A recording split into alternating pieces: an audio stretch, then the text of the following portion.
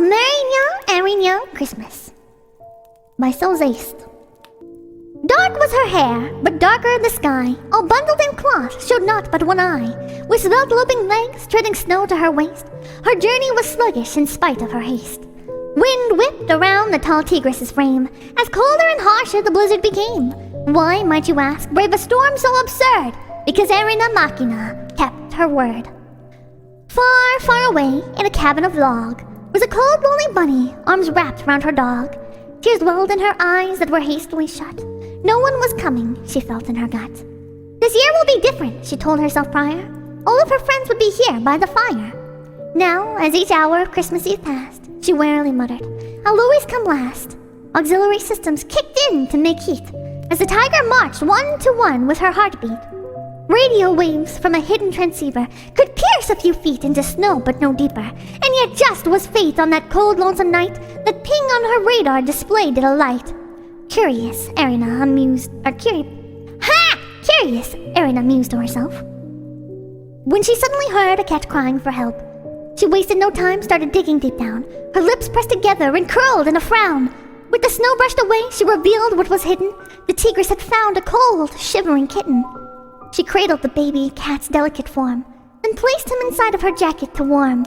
Now 'twas more urgent than ever before. The kitten's health had to be swiftly restored. The rabbit was sleeping, curled up with her dog, when jolted awake by a thunderous knock. Several more came from her snowed-in front door, before a familiar voice loosed a roar. Pippa, I know you're inside of there, friend. I found this poor cat. He was frozen, half dead. I'm keeping him warm, but that isn't enough. I'm sorry I'm late, but this isn't a bluff. The rabbit leapt up to her feet, which were bare, and ran to the door with the speed of a hare. She opened the lock, and the next and the third, then flung the door open and screeched like a bird. Come in now and hurry, the furnace is hot. The tigress gave Pippa a hug, then was off.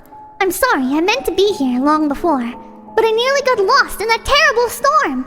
What's more, she explained, the others were stuck. They tried GPS, but the storm was amok. I'm all alone as your guest for tonight, but soon on the morrow we'll make that all right.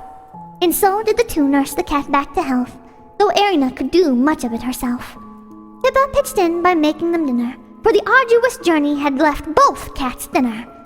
Only then, once they knew that the kitten was safe, with hope in her heart and a smile on her face, the tigress passed out, getting some hard-earned rest. So Pippa began baking sweets for her guest. When morning came round, well, mid-afternoon, the rabbit was still in her blanket cocoon. But the storm was now gone, the air clear as could be.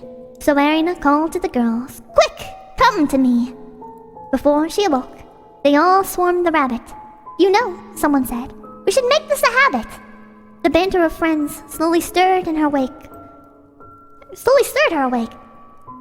till she started to smell freshly baked Christmas cake. She sat up with a jolt to her friend's loving laugh, and found that stray kitten asleep in her lap. That, my dear reader, is where this tale ends. A rabbit united with all of her friends. The end.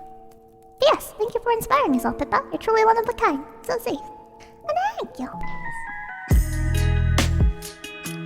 Please subscribe to So Zest. I'm grooming him to become a VTuber, but he doesn't have enough parasocial relationships yet.